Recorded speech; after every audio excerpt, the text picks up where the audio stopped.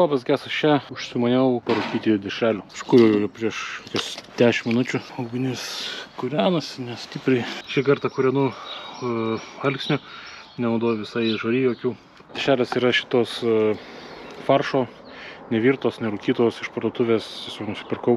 Parūkėsiu jas, kol vidus bus 90-23 laipsnių temperatūros, manyčiau visai pakankamai užteks. Bandysiu laikyti jas kuo toliau nuo ugnies, nuo karščio šaltinio, bet labai toliau nepadėsiu.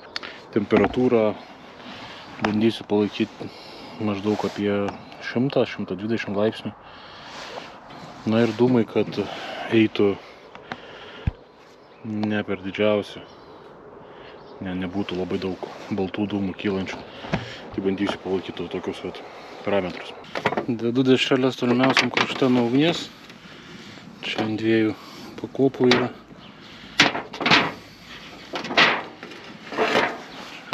Indą dedu. Ir kaip visada vanduo.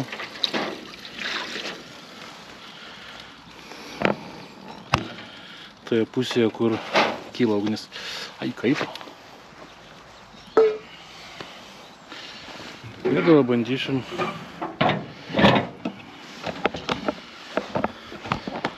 bandysim iš lėto, nedidelę ugnimi, bandysiu ko lėtesnį ugnim, kad būtų, kad nepradėtų kaityti labai jau karštai, kad nesudegtų tos dešrelės. Rūkinties. Tiksliai nepasakysiu, bet liktai koks pusvalandis praėjo. Valandą. Nuo pradžios. Gal pusvalandis labiau.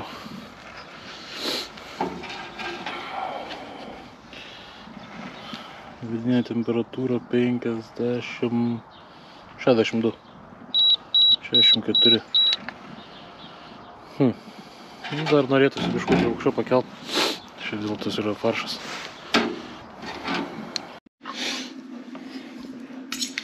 Na, pažiūrėkim, kas gausi.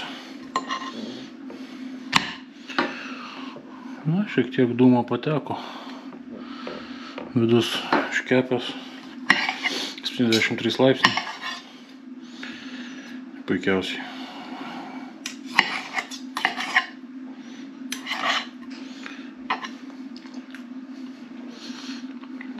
Tikrai skanas dešrelės. Ačiū, kad žiūrėjote. Šiandien tiek viso.